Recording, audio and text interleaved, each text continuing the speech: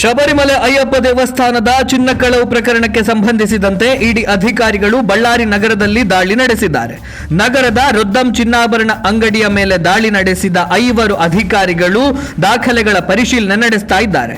ಇತ್ತೀಚೆಗೆ ಅಂಗಡಿ ಮಾಲೀಕ ಗೋವರ್ಧನ ಎಂಬುವವರನ್ನ ಕೇರಳದ ಎಸ್ಐಟಿ ಅಧಿಕಾರಿಗಳು ಬಂಧಿಸಿದರು. ಶಬರಿಮಲೆ ಚಿನ್ನ ಕಳವು ಪ್ರಕರಣದಲ್ಲಿ ಕಪ್ಪು ಹಣ ವರ್ಗಾವಣೆ ತಡೆ ಕಾಯ್ದೆಯ ಅಡಿಯಲ್ಲಿ ಕರ್ನಾಟಕ, ಕೇರಳ, ಚೆನ್ನೈ ರಾಜ್ಯಗಳ ಒಟ್ಟು 21 ಕಡೆಗಳಲ್ಲಿ ಜಾರಿ ನಿರ್ದೇಶನಾಲಯದ ಅಧಿಕಾರಿಗಳು ದಾಳಿ ನಡೆಸಿ ಶೋಧ ಕಾರ್ಯ ನಡೆಸ್ತಾ ಇದ್ದಾರೆ. ಶಬರಿಮಲೆಯ ದ್ವಾರ ರಕ್ಷಣೆ ದೇವತೆ ವಿಗ್ರಹದಲ್ಲಿದ್ದ ಚಿನ್ನದ ಹೊದಿಕೆಯ ತಾಮ್ರದ ತಟ್ಟೆಗಳು ಹಾಗೂ ದೇವಾಲಯದ ಗರ್ಭಗುಡಿಯ ದ್ವಾರ ಚೌಕಟ್ಟಿನ ಚಿನ್ನ ಕಳೆದು ಹೋಗಿದ್ದಕ್ಕೆ ತನಿಖೆ ಮುಂದುವರೆದಿದೆ.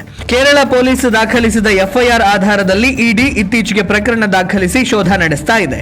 ಕೇರಳ ಹೈಕೋರ್ಟ್ ಮೇಲ್ವಿಚಾರಣೆಯಲ್ಲಿ ರಾಜ್ಯ ವಿಶೇಷ ತನಿಖಾ ತಂಡ ಕೂಡ ತನಿಖೆಯನ್ನು ನಡೆಸ್ತಾ ಇದೆ.